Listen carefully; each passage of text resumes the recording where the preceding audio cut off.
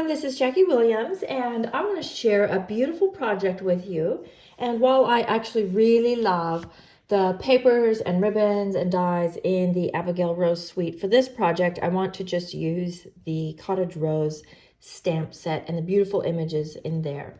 So to start, I have a piece of watercolor paper, and I have cut that to 4.5 inches, and then this was initially 5 inches.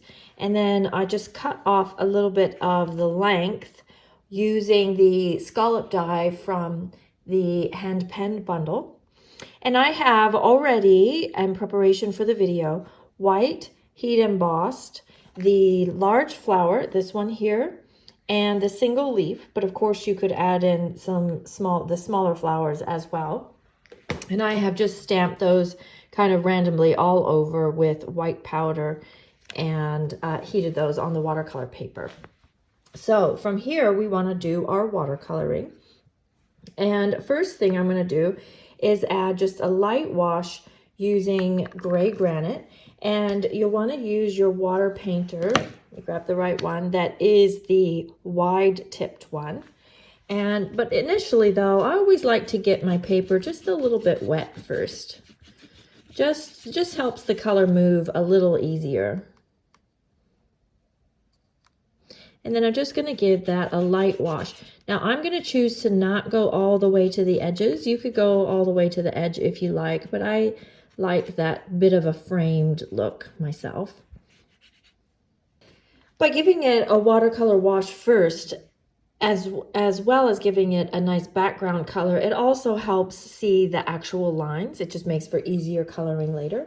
Now you can let this sit for a little while, or you can use your heat tool on the low setting or the #1 setting and dry that.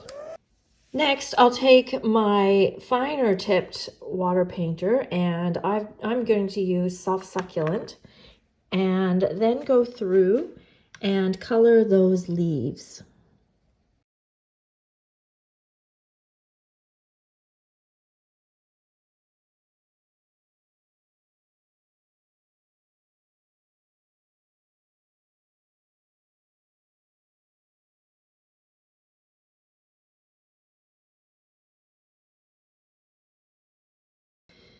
Then once your leaves are dry or semi-dry, you can color in your flowers. Now for my flowers, I'm going to use a mixture of both fresh freesia, which this is fresh freesia, and then I'm going to add a little bit of starry sky in there as well, just for some depth.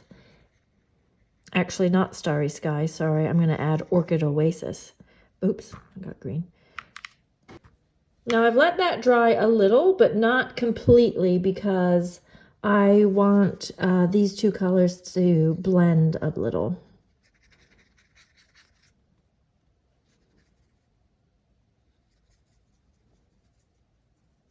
And of course you can use different colors, and you can be more precise in your watercoloring than I'm being, as you wish. Now, because I've used watercolor paper, if I wanted to add more color to this or different colors, I could just keep going and keep adding shading. I quite like the imprecise watercolor look, so I'm happy to just leave it like this. And then I'm going to take my black marker and the lid and just add a little bit of splattering. Actually, I think this is basic gray, but you could use either one or even dark purple. And then I think our front piece is ready to go. So to assemble the rest of the card, I have got a card base of 5 by 10 inches in gray granite, and then I have a card front that is about 4 7/8 square, also in gray granite, and I have embossed that with the Time Worn Type embossing folder, and I'm just going to go over that with the Whisper White ink, just a little bit around the edges. You won't even see the middle, but just a little bit there. And I'm not too worried that there's streaks or anything. It just kind of adds to that vintage look. Now, if you'd like to, you can use your gray granite ink pad and your blending brush and just go around the edges, or you could go even over the top of the writing on from the embossing folder if you wanted to darken those up too. And then I might just do a little bit around here, even just a little bit in the corners sometimes is enough, just to add that little bit of depth. Now I'm going to go ahead and add this to the card front and just have a look and see if you can tell which way your words go, just at least so they're not sideways, I suppose. And then coming back to this piece, I have cut a label from the Labels Aglow die set. So this is actually a Christmas set, but it does have this beautiful label in it. And I have cut that out of gray granite and then white embossed the words from, or one of the words from the Cottage Rose stamp set. And I'm just going to take my gray granite brush and just go over the edges here just a little, just to give it a little bit of depth, like that. And then I'll put this on the card front with dimensionals. And you can look at your image and decide maybe where there's a gap or where you feel the label would best sit. So I'm going to set it here. But before I put it onto my project, I'm going to cut some ribbon. So I'm using the Whisper White seam binding. I'm just going to go about that much and that much. And I'm going to hook that through the little hole on that side of the label and then hook this one through the other side. And then I need my tape. I don't recommend ever using glue with tape. It pretty much never works. And then I'm just going to tape those behind. This side is just for that little bit of color there. And then these ones I'll tape behind.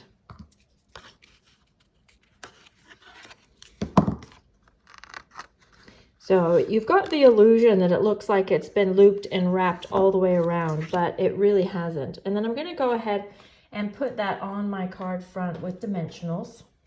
And actually, I failed to add a step here, so I'm just going to add a little bit of tear tape along each edge, and we're just going to add our glitter paper. So I have 2 strips of the Orchid Oasis glitter paper here, and I've cut it to probably about 1/2 inch or so. It could be even less.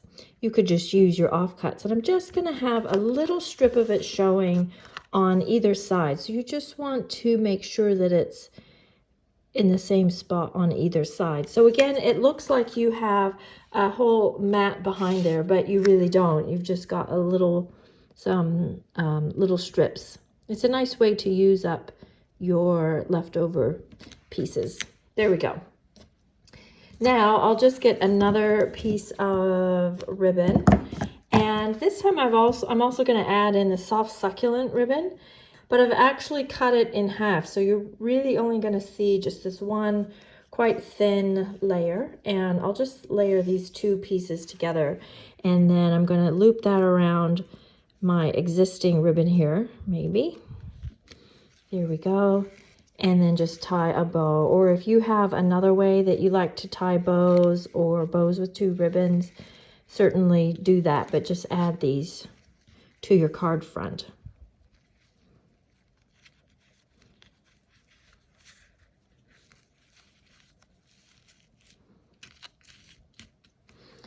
Okay, then you can just fluff those up and trim the ends until you are happy with how that looks. There we go. And then the last thing, well, actually the second to last thing is I just want to add a little bit of embellishment. So I'm really liking these in color opal rounds recently. And then I have the new iridescent pearls, and probably a little hard to see in the video, but they're actually really, really beautiful. So I could use the Fresh Freesia gems or the soft succulent or the evening evergreen. I think I'm going to go for the soft succulent with these, or with this project, I should say. Okay, then the very last thing would be to stamp the inside. It's always nice to have the theme running through the inside of your card. So I'll use that same flower, but this time I'll stamp that in the gray granite. So just some simple stamping on the inside. And if you've got your blending brush still handy, you can just add just a little bit of shading, even just around where that stamped image is nice, just for a bit of framing.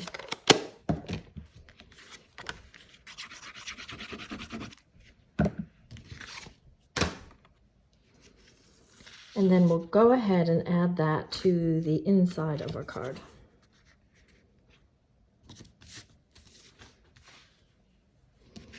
And there we go. There's your beautiful card. I hope you really enjoyed that and enjoy all the rest of the other tutorials. Thanks so much for joining me. This is Jacque Williams, and I'll see you next time. Bye-bye.